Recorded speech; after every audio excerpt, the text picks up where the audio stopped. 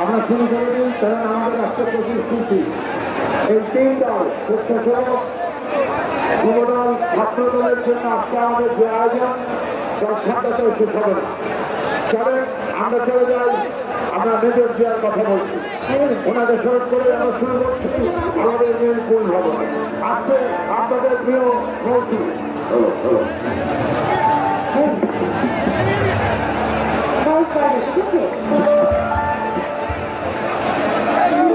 আমাদের কেন্দ্রীয় নেতৃত্বের শিক্ষা